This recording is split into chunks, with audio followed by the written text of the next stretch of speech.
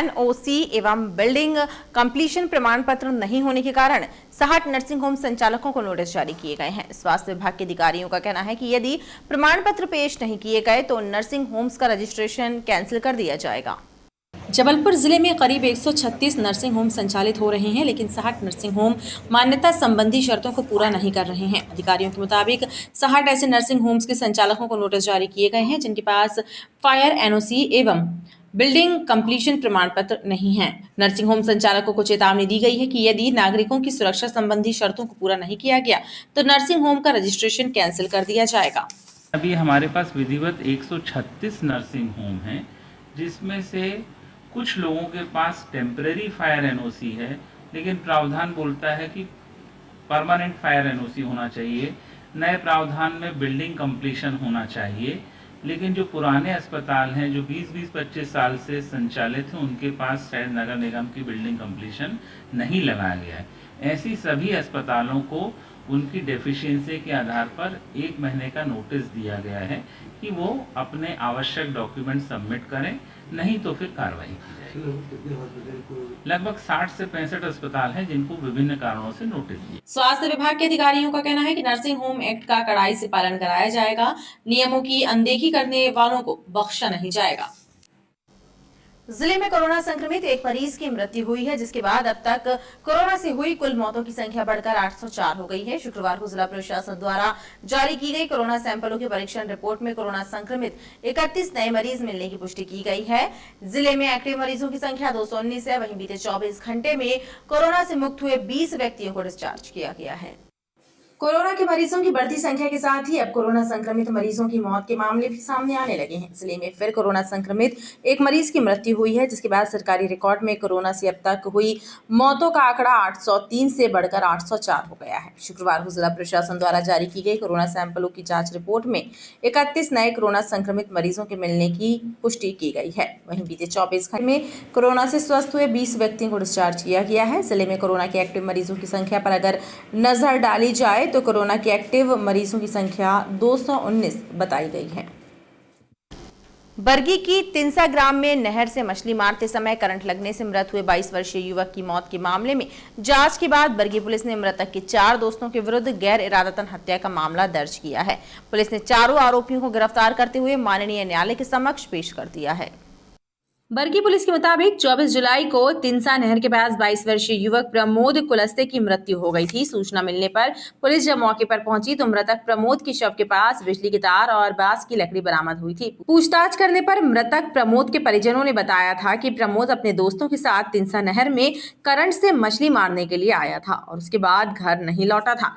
परिजनों के कथनों के आधार पर पुलिस ने जब जांच की तो पाया कि मृतक प्रमोद अपने साथियों के साथ बिजली के कटे फटे तारों से नहर में मछली मार रहा था, तभी करंट लगने से उसकी मौत हुई। पुलिस ने मृतक प्रमोद के 4 दोस्त जीतलाल, गुड्डू उर्फ सुनील प्रधान, राकेश यादव और अमर प्रधान के विरुद्ध गैर इरादतन हत्या का मामला दर्ज कर चारों को गिरफ्तार कर लिया है। कि दिनांक 24 जुलाई 2022 को एक युवक जिनका नाम प्रमोद कुलस्ते है, वो ग्राम तिनसा अंतर्गत नहर के किनारे करंट से मछली पकड़ने गए थे, जो कि वो जो इस मामले में आरोपी हैं जीतलाल प्रधान और सुनील प्रधान, इन दोनों के कहने पर वो मछली पकड़ने गए थे करंट लगाकर।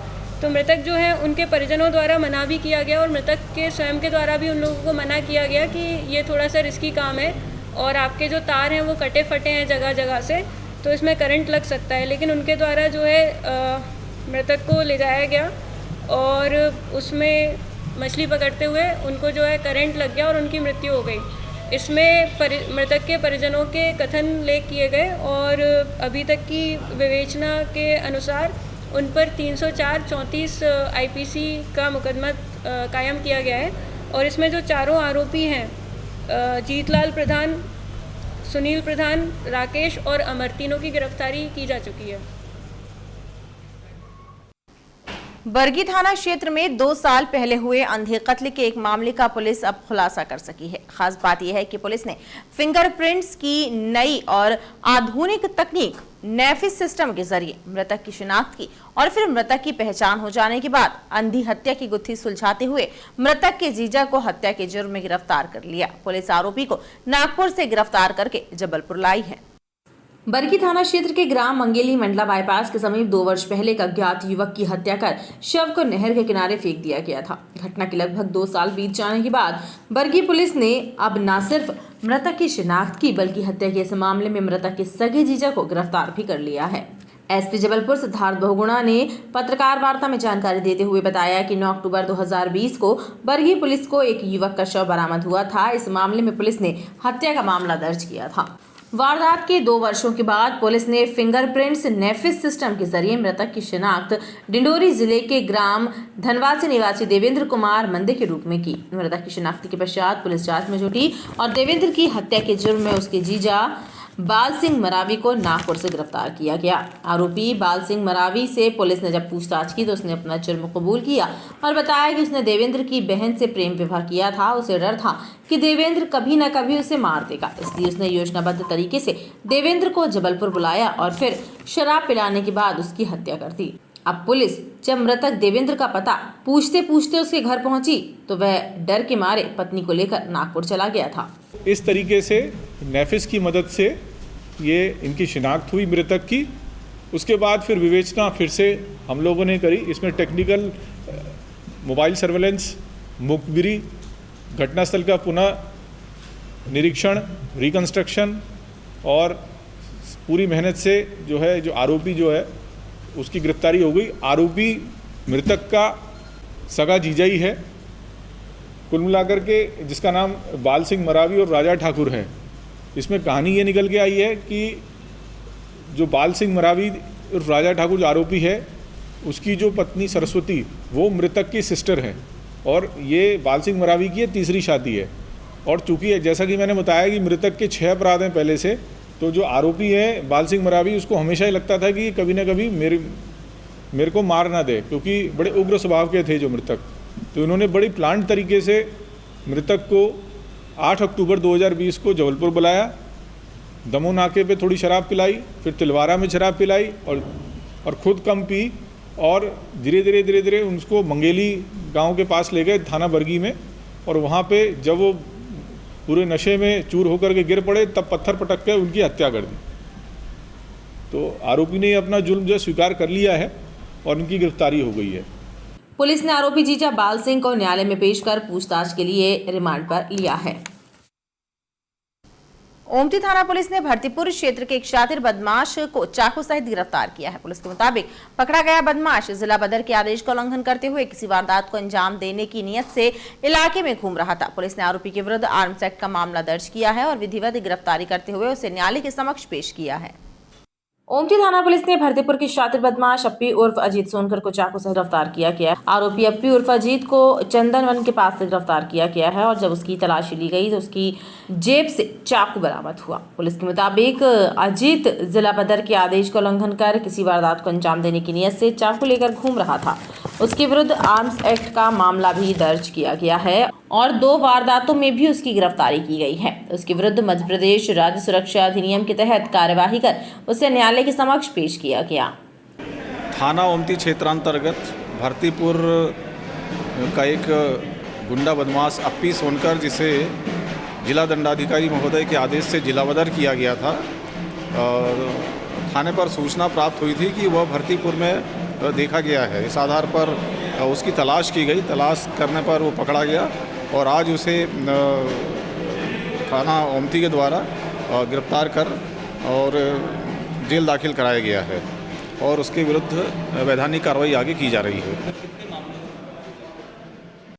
जबलपुर जिले में पदस्थ एक उप पुलिस अधीक्षक सहित पुलिस विभाग के 7 कर्मचारी अधिकारी सेवानिवृत्त हुए हैं। पुलिस कंट्रोल रूम में एसपी सिद्धार्थ बहुगुणा ने विभाग से सेवानिवृत्त हुए अधिकारी कर्मचारियों को अवकाश, नकदीकरण, बीमा, पेंशन, ग्रेचुटी के दस्तावेज और स्मृति चिन्ह भेंट किया। कार्यक्रम में विभाग के अन्य अधिकारी भी मौजूद रहे। जबलपुर जिले में पुलिस विभाग में पदस्थ उप पुलिस अधीक्षक विभाग के 7 कर्मचारी अधिकारी शुक्रवार को सेवानिवृत्त हो गए। इन अधिकारियों कर्मचारियों को पुलिस कंट्रोल रूम में आयोजित कार्यक्रम में एसपी सिद्धार्थ बहुगुणा सहित विभाग के अन्य अधिकारियों ने भावभीनी विदाई दी। इस अवसर पर पुलिस अधीक्षक ने इन कर्मचारी अधिकारियों को पेंशन, बीमा, अवकाश, नकदीकरण, ग्रेजुएटी के दस्तावेजों के साथ स्मृति चिन्ह भेंट किया। पुलिस अधीक्षक ने सेवानिवृत्त हुए कर्मचारियों अधिकारियों के स्वस्थ और उज्जवल भविष्य की कामना की। पुलिस कंट्रोल रूम में जोधपुर पुलिस से विदा ले रहे, सेवानिवृत्ति ले रहे करीबन 8 अधिकारी कर्मचारियों का सम्मान किया गया। इसमें मुख्य तौर पर 6 कार्यवाहक एएसआई साहिबान थे और 2 रिटायर्ड कार्यवाहक डीएसपी साहिबान थे। इसमें हमारे हेवन तिवारी जी जो DSP high court security, Rakesh Tiwari retired DSP high court security और 6 कार्यवाहक एएसआई साहिबानों को आज सम्मान करके विदाई दी गई। मैं आप सभी के भविष्य की मंगल कामना करता हूँ और शुभकामना देता हूँ। सफाई ठेका और भर्ती में भ्रष्टाचार की शिकायत के मामले में कैंट बोर्ड कार्यालय में जांच करने पहुंची सीबीआई की टीम शुक्रवार को दूसरे दिन जांच पूरी कर वापस लौट गई।